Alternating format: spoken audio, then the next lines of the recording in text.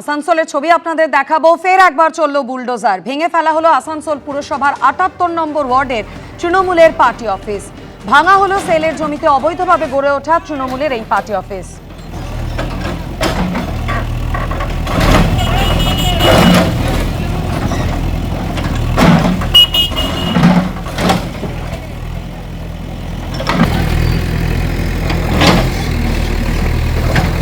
গতকাল বার্নপুরেও ভাঙা হয় সেলের জমিতে অবৈধভাবে গড়ে ওঠা তৃণমূলের পার্টি অফিস, আর আজও সেই একই ছবি।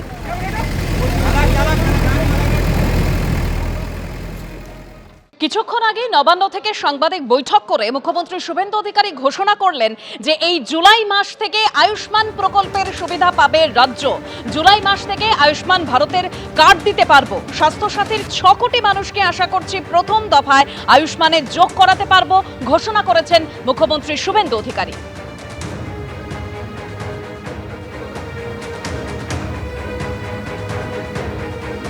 আয়ুষ্মান ভারতে ইতিমধ্যে এনরোলমেন্টের কাজ শুরু হয়েছে।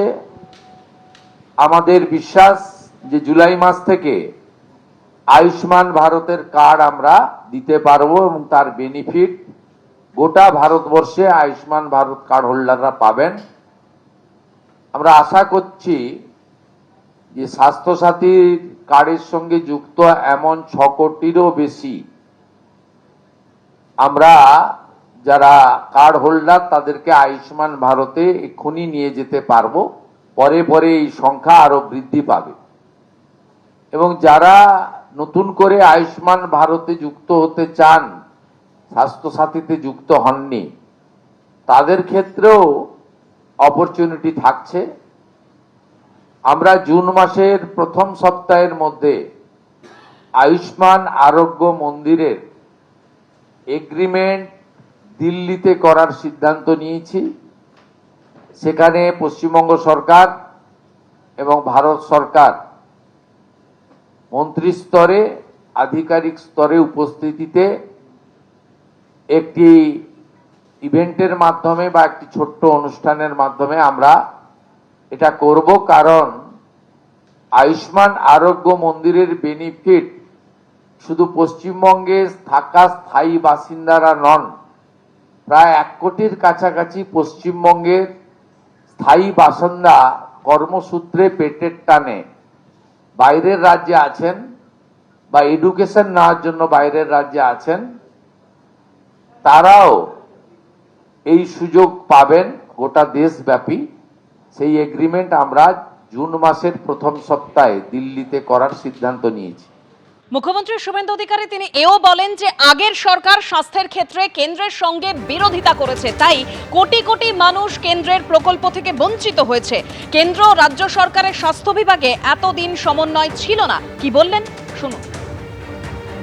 বিগত সরকার হেলথ সেক্টরে ভারত সরকারের সঙ্গে সহযোগিতা তো দূরের কথা, বিরোধিতা করেছে, যার ফলে পশ্চিমবাংলায়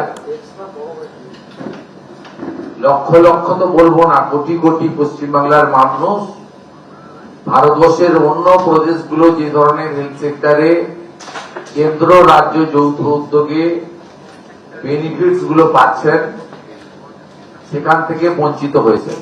central state political government to government relation তো ছিলই না। প্রশাসকদের মধ্যে বা ব্যুরোক্রেটসদের মধ্যে বা ডাক্তারদের মধ্যে বা হেলথ সেক্টরে যারা দায়িত্বপ্রাপ্ত তাদের মধ্যেও টকিং টার্ম, চিঠিপত্র আদান প্রদান ছিল না। একটা মারাত্মক ধরনের নেগেটিভিটি কাজ করেছে, যার কুফল সর্বত্র আমরা দেখতে পাচ্ছি। এবার স্বাস্থ্যক্ষেত্রে শূন্য পদে নিয়োগে নজর দিচ্ছেন মুখ্যমন্ত্রী শুভেন্দু অধিকারী। তিনি ঠিক কি বলছেন যে অনুমোদিত পদের মধ্যে মাত্র ৫৩% নিয়োগ হয়েছে। স্বাস্থ্যে নিয়োগ প্রক্রিয়ায় স্বচ্ছতা আনার আশ্বাস দিয়েছেন মুখ্যমন্ত্রী শুভেন্দু অধিকারী। পশ্চিমবঙ্গে হেলথ সেক্টরে ডক্টর, নার্স এবং অন্যান্য ক্ষেত্রে এখানেও স্যাংশন পোস্টের তুলনায় রিক্রুটমেন্ট মাত্র 53%।